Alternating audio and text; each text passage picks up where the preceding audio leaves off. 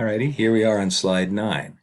So how did the mass and the height above the ground affect the amount of gravitational potential energy stored in the system?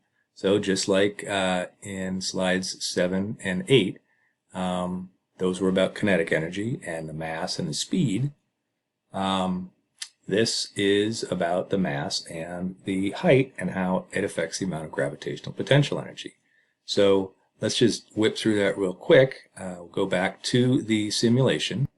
So here we are again. We've got a tiny skater. We're at the top of the ramp.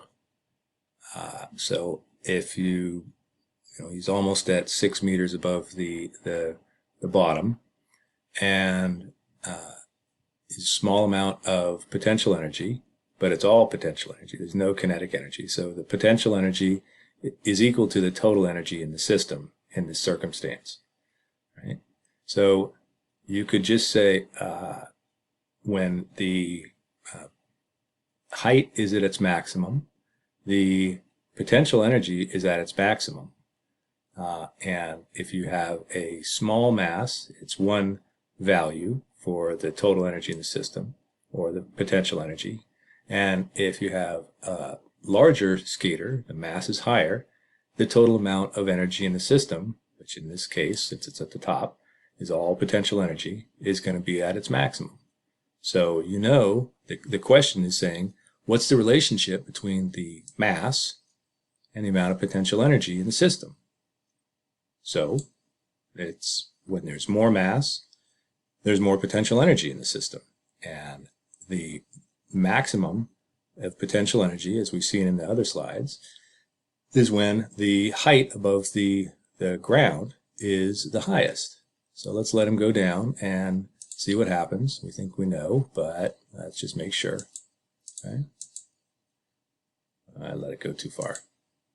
Let's go back. So we don't have to worry about speed on this one because it's only asking us about the mass and the height above the ground.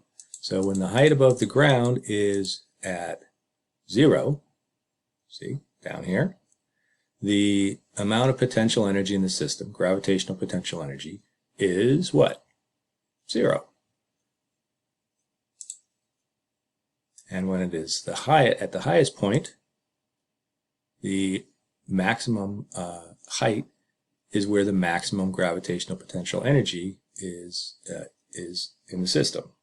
So I would take probably 4 screenshots again. So small guy up here, big guy up here, small guy down here, big guy down here.